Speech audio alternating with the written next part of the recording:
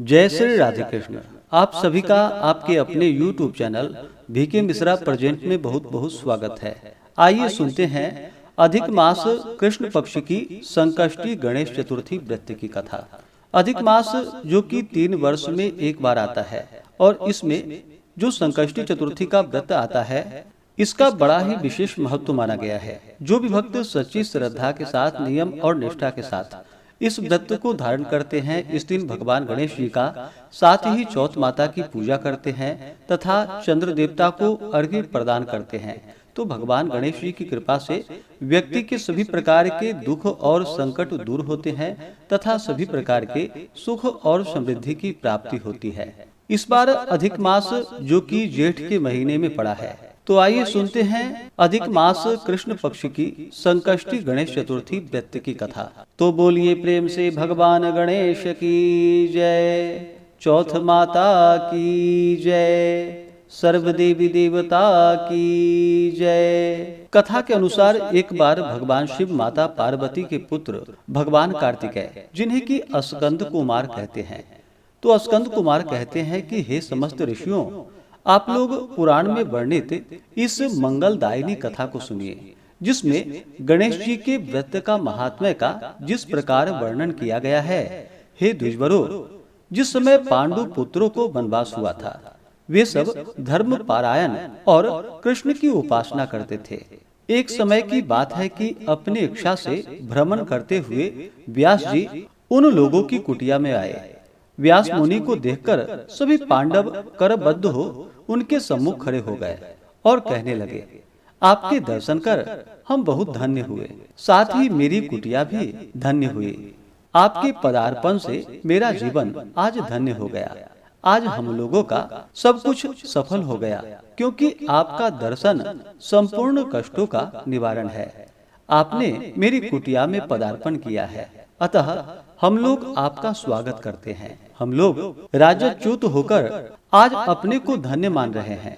ऐसा कहकर पांचों पांडव भीमसेन, युधिष्ठिर, अर्जुन, नकुल और सहदेव उन्हें प्रणाम कर उनके सामने खड़े हो गए। पाद्य, अर्घ्य, आचमनी और आसन प्रदान कर द्रौपदी ने हाथ जोड़कर उनसे कहना आरंभ किया कि हे मुनिवर, मैं राजरानी होकर भी दुर्योधन की भरी सभा में केश पकड़कर अपमानित हुई और वनवासिनी बनाई गई। अब मैं क्या उपाय करूं जिससे हमारे सभी क्लेशों का शमन हो तथा हमारे शत्रुओं की पराजय हो।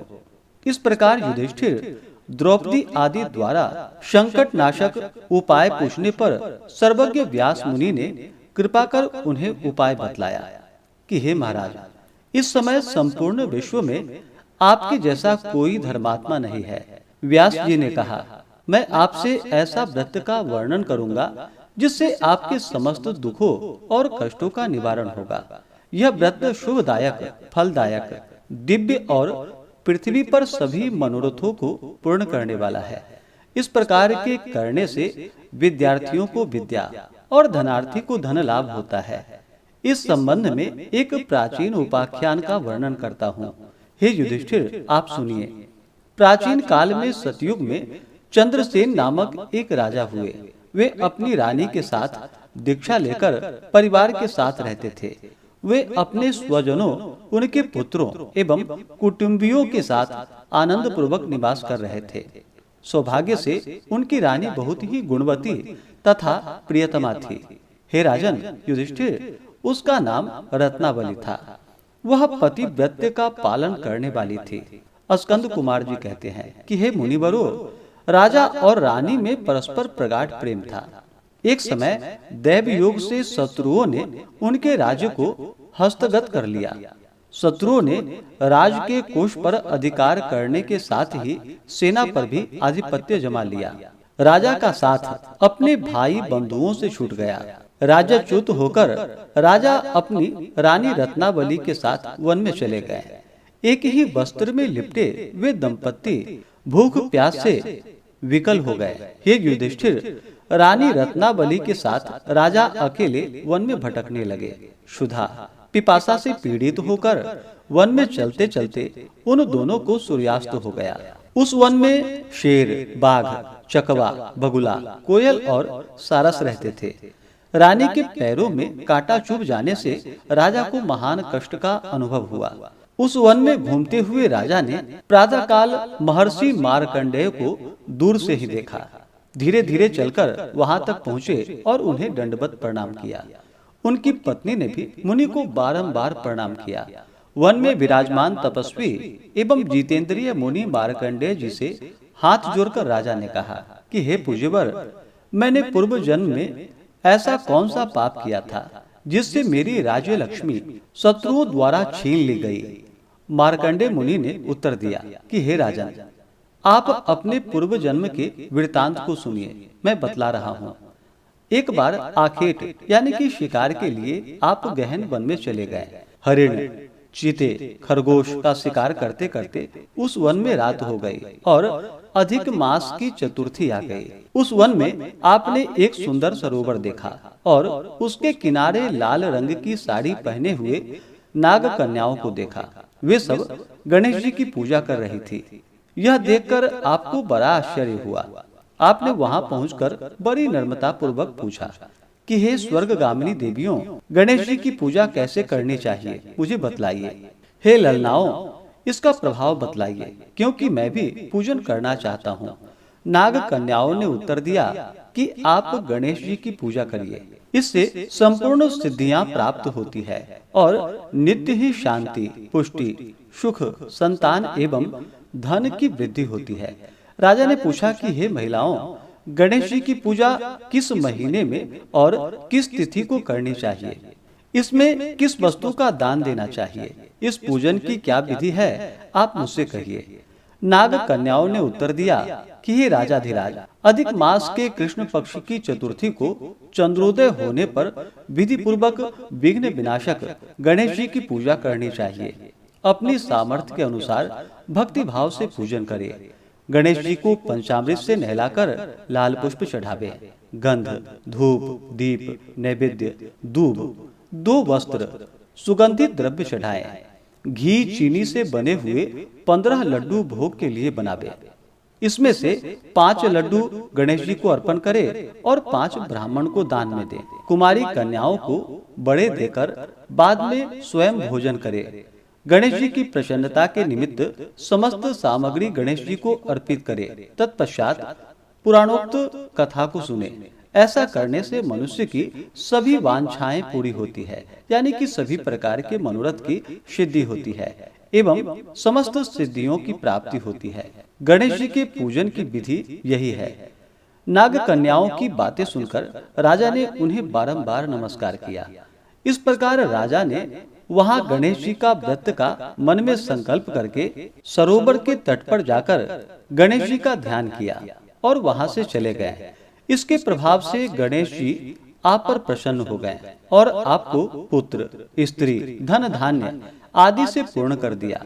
आपके महल में रत्नों के हार, स्वर्ण, गौ, हाथी एवं घोड़ों का अभाव न रहा। परंतु कुछ दिनों के बाद आप धन गर्वित होकर व्रत करना भूल गए। इसके अनंतर ही आप उस जन्म में मृत्यु को प्राप्त हुए। हे राजन, उस जन्म से जो पूजन किया था उसके प्रभाव से आपका नया जन्म राजवंश में हुआ और सहृदय व्यक्ति की मित्रता, सुंदर नारी का समागम एवं सुंदर शरीर की प्राप्ति होने से धन मद में आकर आपने व्रत करना छोड़ दिया, जिसके कारण आपकी ऐसी दुर्गति हुई है। राजा ने पूछा कि हे ब्राह्मण, अब मैं कौन सा काम करूं जिससे वर्तमान कष्ट से मुक्ति हो जाए, जिस उपाय से हमारे विघ्नों और क्लेशों का नाश हो तथा मुझे शांति प्राप्त हो, वही बतलाइए। मार्कंडेय मुनि ने कहा कि हे महाराज, पूर्वोक्त रीति से आप गणेश जी की पूजा कीजिए और संकट नाशन चतुर्थी का व्रत कीजिए। इससे गणेश जी प्रसन्न होंगे और आपको पुनः राज्य वैभव प्राप्त होगा।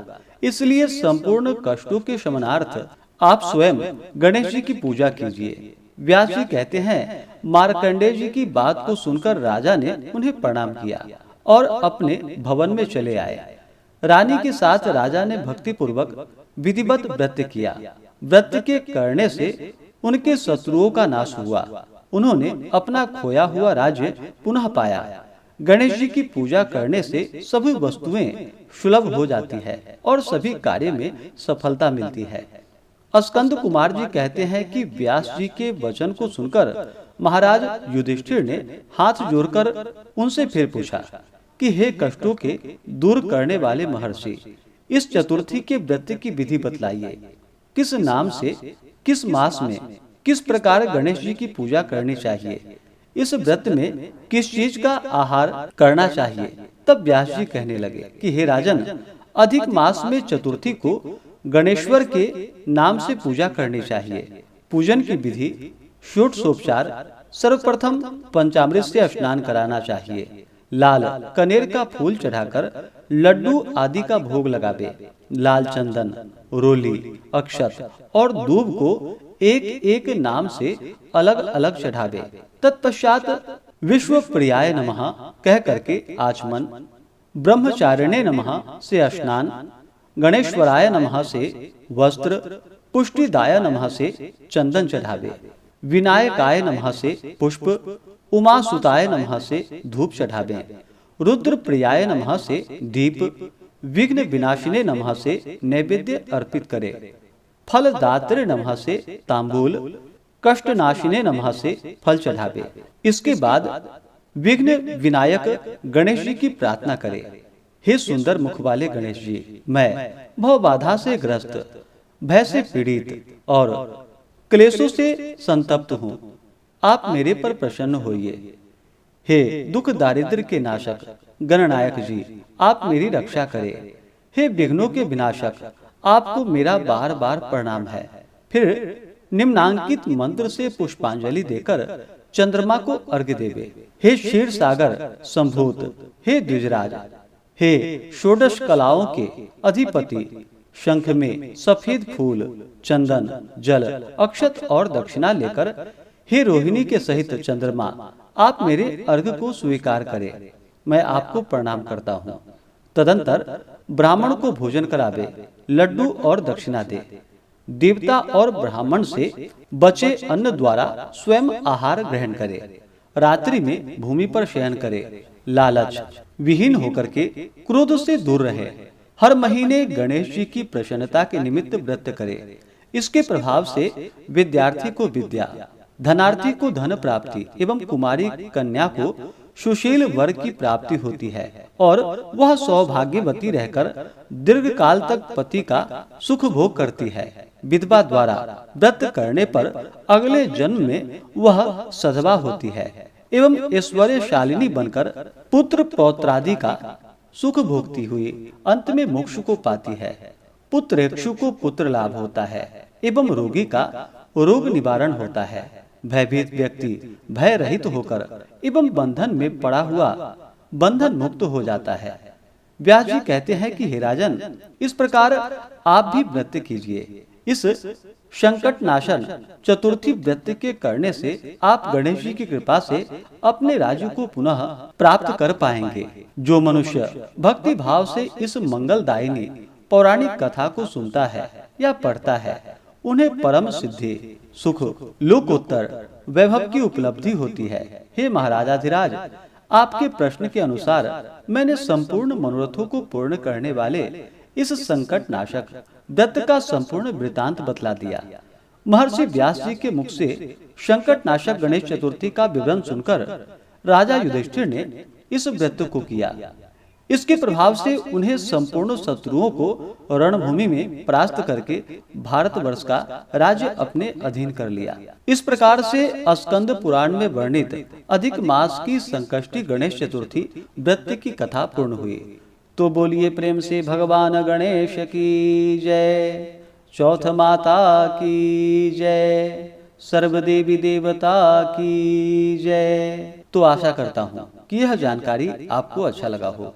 इसी प्रकार से ज्ञानवर्धक जानकारियाँ प्राप्त करते रहने के लिए, व्रत पूजा के बारे में जानने के लिए, कथा को सुनने के लिए चैनल पे अगर आप पहली बार आए हैं तो चैनल को लाल बटन दबा करके सब्सक्राइब करें।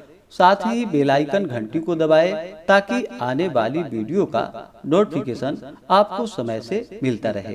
वीडियो को लाइक करें, शेयर करें। सुखी रहें और स्वस्थ रहें। जय श्री राधे कृष्ण। धन्यवाद।